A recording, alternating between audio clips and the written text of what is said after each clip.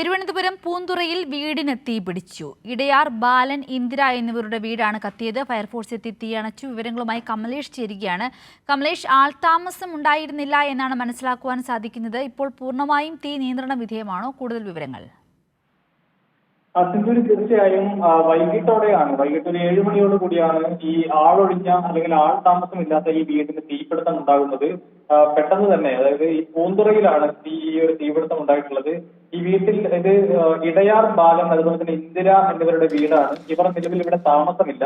ഇവർ കരകുളത്താണ് താമസം. അതുകൊണ്ട് തന്നെ വലിയ അപകടം ഒഴിവായി എന്നുള്ളതാണ് നമുക്ക് മനസ്സിലാക്കാൻ കഴിയുന്നത്. ഏതായാലും വളരെ പെട്ടെന്ന് തന്നെ ഫയർഫോഴ്സ് എത്തിയെങ്കിലും പഴയ വീടായതുകൊണ്ട് തന്നെ പെട്ടെന്ന് ഈ വീട് പൂർണ്ണമായും കത്തി നശിക്കുന്ന ഒരു സാഹചര്യമാണ് ഉണ്ടായിട്ടുള്ളത്. നിലവിൽ ഇപ്പോൾ ഈ തീ പൂർണ്ണമായും അണയ്ക്കാൻ സാധിച്ചിട്ടുണ്ട് എന്നുള്ളതാണ്. പക്ഷേ വീട് പൂർണ്ണമായും കത്തി നശിച്ചിട്ടുണ്ട്. 7 മണിയോടുകൂടിയാണ് തീപിടുത്തം ഉണ്ടായത്. ആളപായമൊന്നുമില്ല. അതായത് ഈ വീട്ടിൽ ആളുകളൊന്നും താമസമില്ലാത്തത് കൊണ്ട് തന്നെ ആളപായമൊന്നും ഉണ്ടായിട്ടില്ല. സിന്ധൂരി. ശരി, വ്യക്തമാണ് കമലേഷ്. പൂന്തുറയിലാണ് ഇത്തരത്തിൽ ആൾതാമസമില്ലാതിരുന്ന വീടിന് തീ പിടിച്ചത്. തീ ഫയർഫോഴ്സ് എത്തി അണച്ചു. എങ്കിലും വീട് പൂർണ്ണമായും കത്തിയമർന്നു എന്ന് തന്നെയാണ് മനസ്സിലാക്കുവാൻ സാധിക്കുന്നത്. കമലേഷ് തെക്കേക്കാടാണ് വിശദമായ വിവരങ്ങൾ പങ്കുവച്ചത്.